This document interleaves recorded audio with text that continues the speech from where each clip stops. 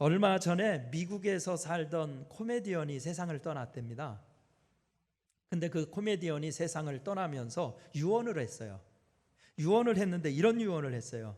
내가 죽고 난 후 나의 시신은 의과대학에 기증해 주세요. 훌륭하죠? 요즘 시신기증 잘 안 하려는데잖아요. 의과대학에 기증해 주세요. 근데 그 뒤에 토가 다른 게 재밌어요. 특별히 의과대학에 기증을 할 거면 대학 중에서도 꼭 하버드 대학으로 보내주세요. 왜냐하면 내 부모님의 평생 소원은 내가 하버드 대학 들어가는 것이었는데 이것이 내 부모님의 소원을 풀어드릴 수 있는 유일한 방법입니다. 이랬대요. 코미디언답죠? 사람은 누구나 소원이 있습니다. 그리고 소원을 가져야 돼요. 이런 교육학에서도 사람들의 그런 심리 발달 과정 이런 걸 다 교육적으로 연구를 해보면 건강한 소원을 가져야 삶이 더 건강하고 그 목표한 대로 가게 돼 있다는 거예요. 그래서 우리도 신앙생활 하면서도 인생을 살면서도 바르고 거룩한 소원을 가지고 사는 것은 참 중요합니다.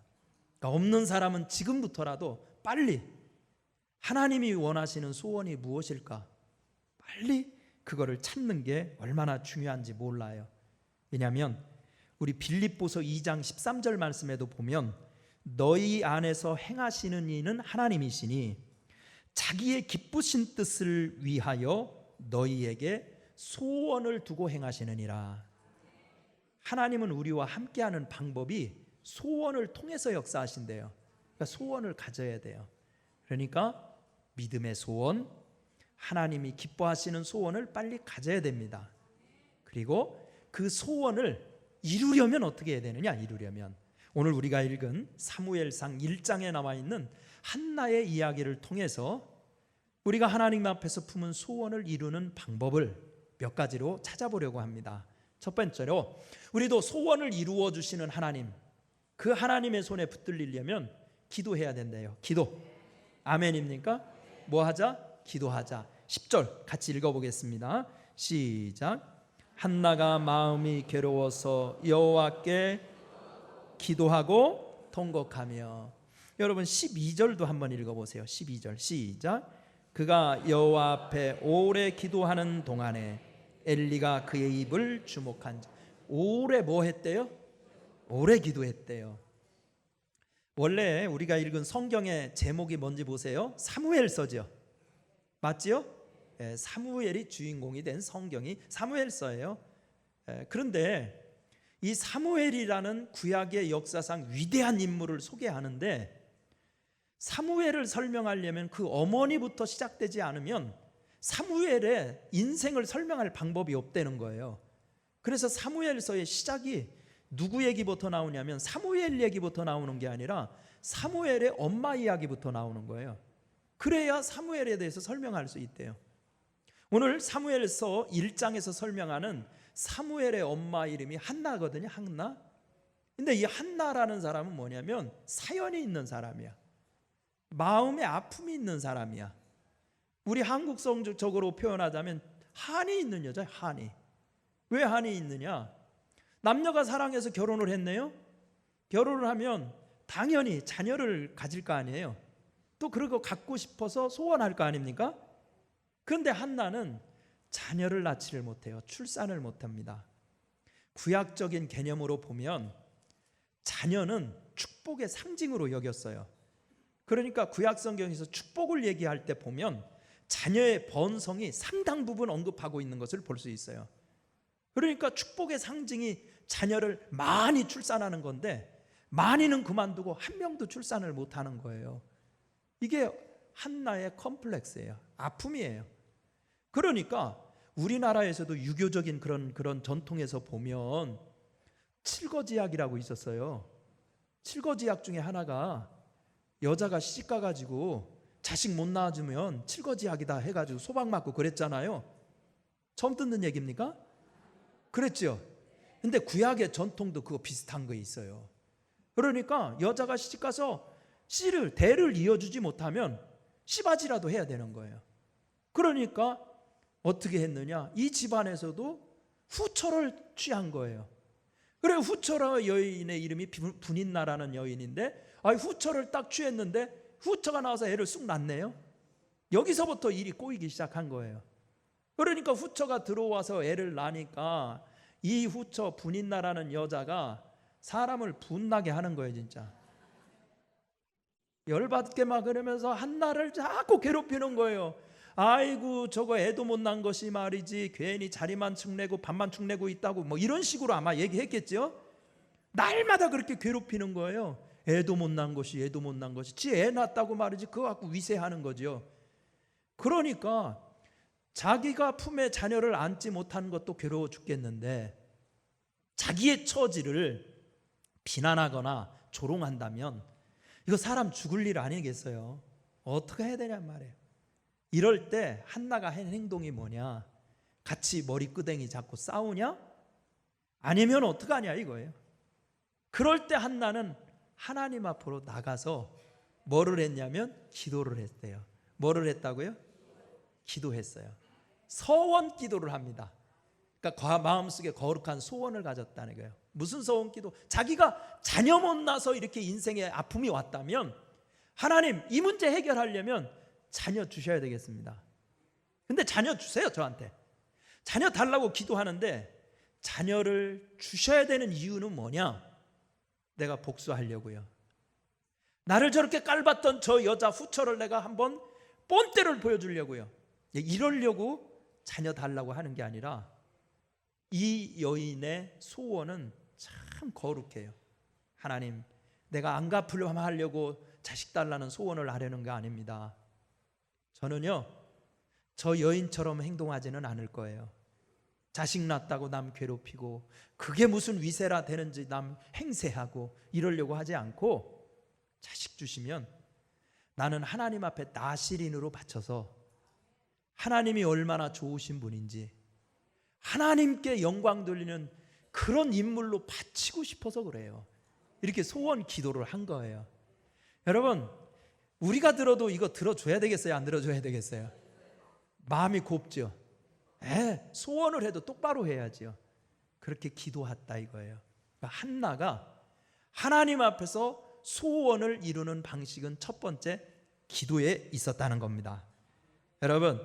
여러분들도 오늘 이 시간에 삶에 소원 때문에 부대끼는 분이 있다면 낙심하지 말고 한나 이야기를 들으면서 그래, 더 기도하자.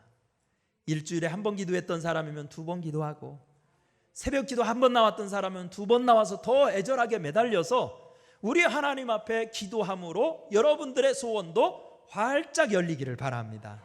우리 시편에 보면 소원의 항구에 다다르게 해주신다 그랬어요. 우리 하나님은 소원의 항구에 다다르게 여러분들의 기도를 통해서, 아멘입니까? 우리 종교 개혁자 중에 루터 우리가 잘 알지 않습니까?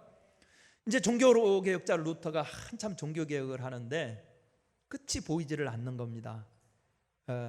그 교황청에서의 위협, 그리고 또 황제의 그런 위협, 뭐 이런 것들이 정말 이거 하루 앞을 내다볼 수 없는 지경인 거예요.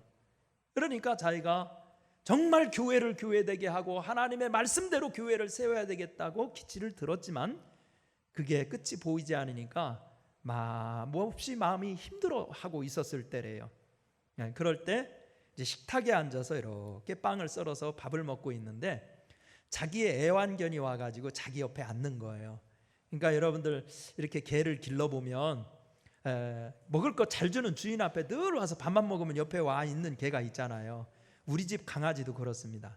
우리 집 강아지도 처음에 올 때부터 제가 먹을 것 주니까 하여튼 식사 시간만 되면 제 무릎에 이렇게 탁 턱을 이렇게 탁 얹어놓고 침 질질 흘리고 있으면은요, 이거 참 어렵습니다.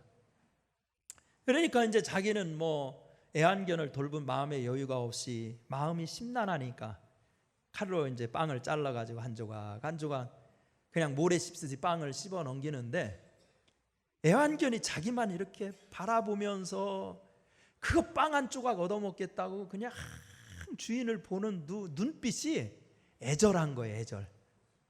여러분들도 혹시 이 반려견 키우시는 분은 눈 보면 다 얼마나 그 눈빛이 살아있는지 알을 거예요.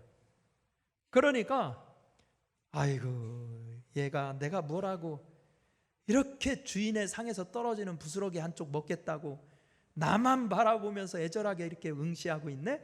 그래가지고 루터가 빵을 한 조각 잘라가지고 탁 던져주니까 펄쩍 뛰어가지고 그걸 막 덥석 받아먹는 거예요. 그걸 보면서 루터의 정신이 팍 반짝했어요. 아 그렇구나. 이 개도 주인만 이렇게 애절하게 바라보니까 먹을 게 생기는구나. 이걸 보면서 그렇지. 내가 지금 종교개혁의 이 행보가 지금 답보 상태에 있다 해서 낙심할 게 아니라 주님을 더욱 바라봐야지 하고 기도했다는 거예요. 여러분 기도라는 걸 어렵게 생각할 거 없어요. 주님을 간절히 바라보는 거예요. 주님을 간절히 바라보는 거예요. 그렇게 기도하다 보면 우리 소원 이루어질 줄 믿습니다. 두 번째 우리 소원을 이루는 방식은 뭐냐? 믿음이래요. 믿음. 뭐라? 믿음. 15절 말씀 함께 읽어보겠습니다. 15절 시작. 한나가 대답하여 이르되 내 주여 그렇지 아니하니이다. 나는 마음이 슬픈 여자라.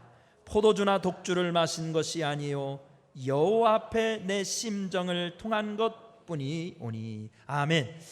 그 한나가요 하나님 앞에 가서 울며 불면서 간절히 오랫동안 기도하다 보니까 기도에 몰입을 하게 된 겁니다. 근데 기도하는 모습을 누가 봤냐면 당시 제사장이었던 엘리가 그걸 본 거예요. 엘리가 보니까 기도하는 음성은 잘 안 들리는데 입은 막 움직이는 거, 입술은 중얼중얼 하고 뭐가 움직이는 거예요. 그러니까 우리도 술 많이 취해가지고 주사하는 사람들 보면 혼잣말 혼자 중얼중얼 막 그냥 얘기하잖아요. 그런 모습이 유사했나 봐. 그러니까 이 엘리 제사장이 기도하는 한나한테 가가지고 너 이거 뭐하는 짓이요? 술 취했어? 이런 식으로 얘기한 거예요. 여러분들이 마음에 참 너무 간절한 게 있어가지고 교회 예배당에 와서 막 기도하는데 제가 와가지고 술 취했어? 이러면 어떻게 될까요?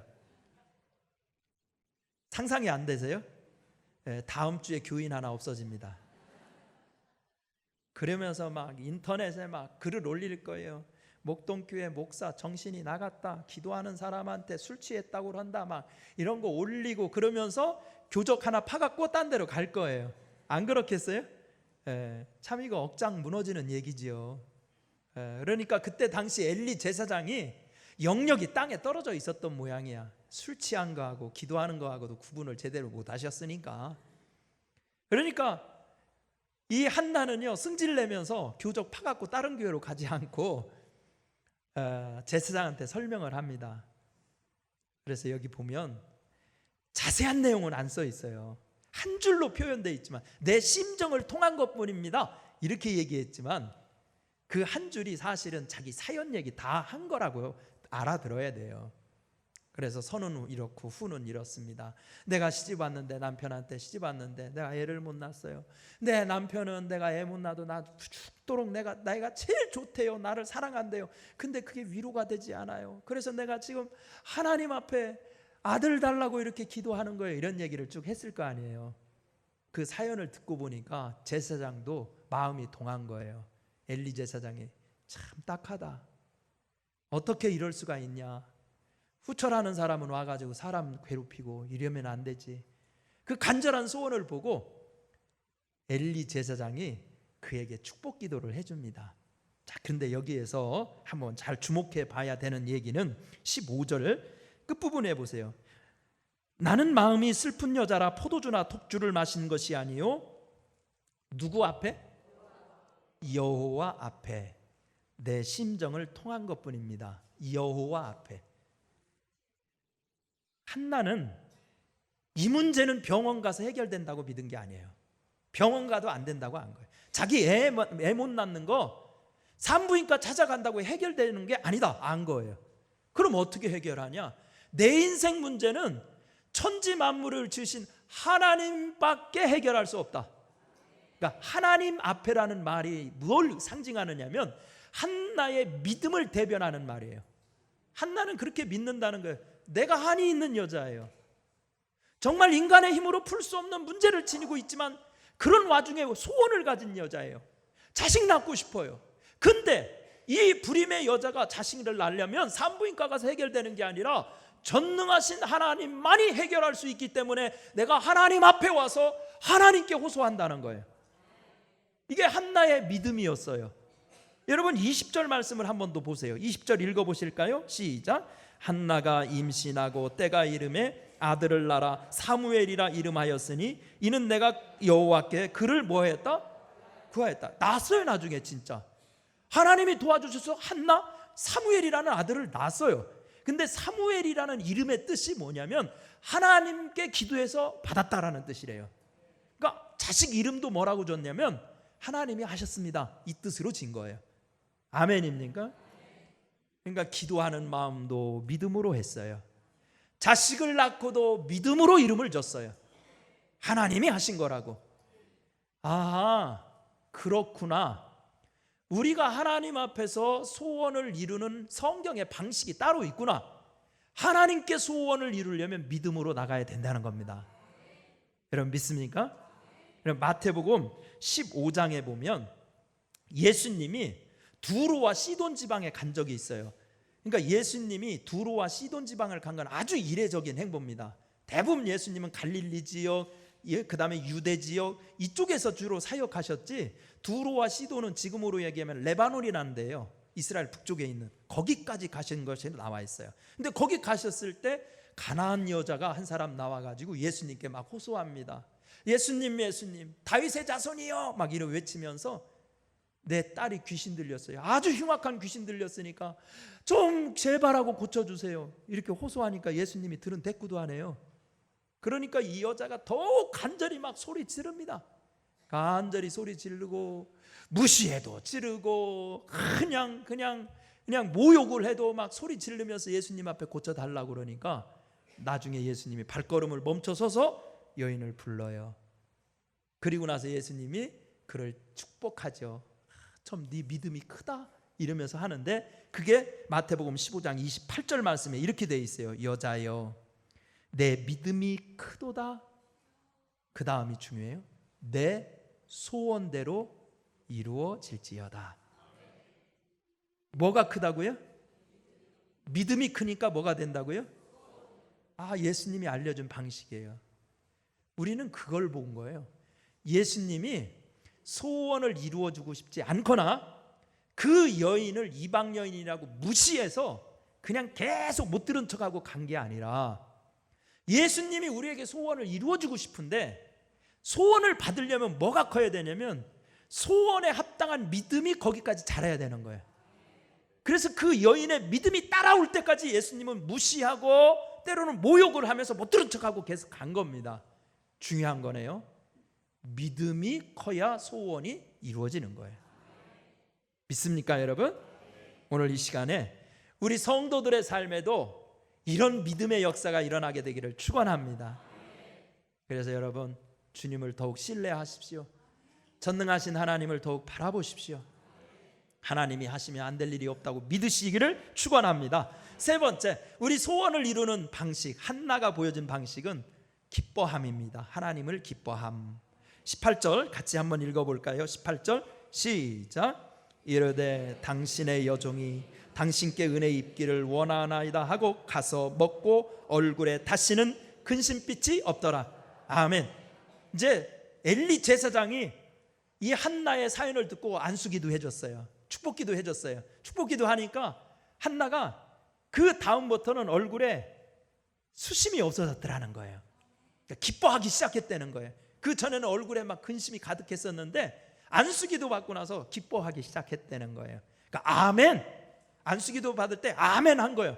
아멘 하고 나서 또 어떻게 했느냐, 내가 하나님의 약속을 아멘 했기 때문에, 제사장이 축복했으면 되는 거야, 아멘 했기 때문에 뭐 근심할 게 있어. 이제는 하나님이 응답 주실 것이기 때문에 하나님을 기뻐하는 일뿐이지, 이렇게 행동했다는 겁니다. 한나의 삶을 통해서 우리가 하나님의 소원을 이루는 방식을 보면 하나님을 기뻐하라는 겁니다. 여러분 시편 37편 4절에 이 말씀이 있어요. 또 여호와를 기뻐하라. 누구를 기뻐하라? 여호와를 기뻐하라. 그가 내 마음의 소원을 이루어 주시리로다. 희한하지요? 하나님이 소원을 우리 이루어 주신대. 어떻게? 여호와를 기뻐하면. 믿습니까? 여호와를 기뻐한다는 것은 하나님이 내 인생에 간섭하는 걸 기뻐한다는 뜻이에요. 근데 요즘 세상의 정신은 그렇지가 않아요. 부모 자식 간에도요, 아무리 가까운 피를 나는 부모 자식 간에도요, 요즘은 자기 인생에 개입하는 걸 좋아해요, 안 해요? 좋아해요? 나는 그런 거 못 보겠더라고요. 내 인생 간섭하지 말라는 거예요, 요즘 시대 정신이. 그러다 보니까 하나님도 제발하고 내 인생에는 간섭하지 마요. 내가 가끔씩 필요한 거나 주세요. 이게 우리 시대 정신인 것 같아요. 근데 하나님을 기뻐한다는 것은 하나님이 거룩한 계획을 가지고 내 삶에 오는 것을 환영한다는 뜻이에요. 또한 하나님을 기뻐한다는 것은 하나님과 함께하는 것을 행복하게 생각한다. 이게 기뻐하는 거예요. 하나님과 함께 있는 거, 이게 하나님을 기뻐하는 거예요.